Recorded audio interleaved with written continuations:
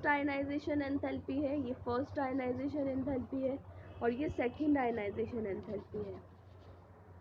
तो यहाँ जो फर्स्ट आयनाइजेशन एंथैल्पी है वो कम है कॉपर की, कॉपर नहीं, क्रोमियम की। मैंगनीज से ज़्यादा होती है सेकंड आयनाइजेशन एंथैल्पी। तो आई होप आपको ये समझ आया होगा।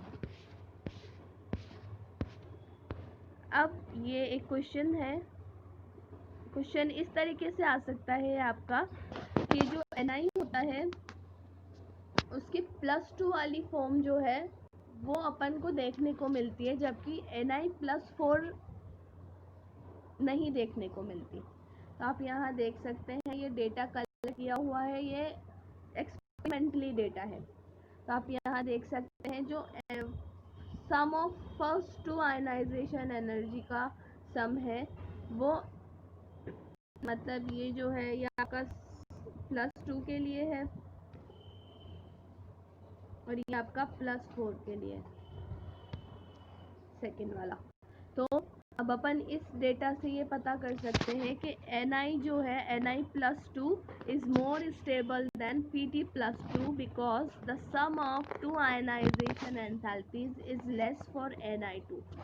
यहाँ कंपेयर करें तो Pt प्लेटिनम का वैल्यू आता है 2.66 और निकल का आता है 2.49। तो यहाँ कम वाला जो लेस वैल्यू आती है वो ज़्यादा स्टेबल होता है, जिसकी वैल्यू आयनाइजेशन एंथैल्पी की कम होगी वो ज़्यादा। इसलिए अपन ये कह सकते हैं कि Ni+2 जो है वो ज़्यादा स्टेबल होगा Pt+2 से। इसी तरीके से आपका यही अपन अब यहाँ बात करें प्लेटिनम, तो प्लेटिनम में अपन देखें तो यहाँ आप देख सकते हैं ये वैल्यू है प्लेटिनम की 4 वाली 6.70 है और 8.80 है।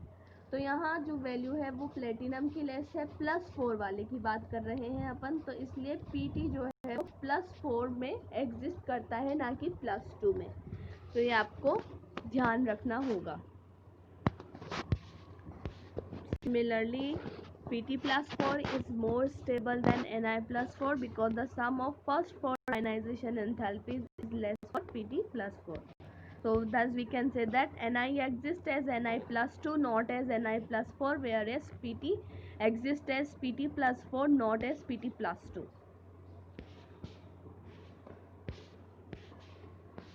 Then density, तो डेंसिटी आपको पता है होती है मास बाय वॉल्यूम, ये आपको रिलेशन पता ही होगा। Left to right density increase होती है। अब डेंसिटी की बात करें तो वो एज यूजुअल इंक्रीज होती है ग्रुप 3 से ग्रुप 11 तक, लेकिन ग्रुप 12 पे आते ही डिक्रीज हो जाती है क्योंकि इसका लार्ज साइज हो जाता है। अब लार्ज साइज होगा तो वॉल्यूम, आपकी वॉल्यूम ज़्यादा हो जाएगी, तो वॉल्यूम अगर ज़्यादा है तो डेंसिटी कम हो जाती है। आप ये देख सकते हैं कैल्शियम से लेके कॉपर तक तो डेंसिटी इंक्रीज होती है, लेकिन ग्रुप 12 जो है वो Zn जो है एक्सेप्शन है ड्यू टू लार्ज साइज। यही है इसका रीज़न, क्योंकि एटॉमिक साइज ज़्यादा हो जाता है Zn का। ये डेंसिटी है, ये जो डी Zn है इसका मतलब है डेंसिटी। स्मॉल डी जो है वो डेंसिटी है। तो आप ये देख सकते हैं Zn का साइज बड़ा है तो वॉल्यूम इंक्रीज होगी तो अल्टीमेटली जो डेंसिटी है वो डिक्रीज होगी।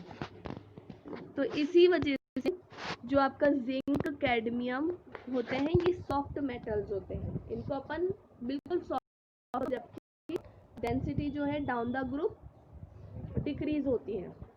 तो आप ये देखेंगे कि जो मर्करी होता है वो तो लिक्विड होता है। तो ये दे रखा है down the group density decreases as size increases. और इस वजह इसी तरीके से पूरी पीरियोडिक टेबल में ऑस्मियम और इरिडियम जो है इनकी हाईएस्ट डेंसिटी होती है और स्कैंडियम की लीस्ट डेंसिटी होती है। आज अपन इतना ही करेंगे। Thank you, that's all for today.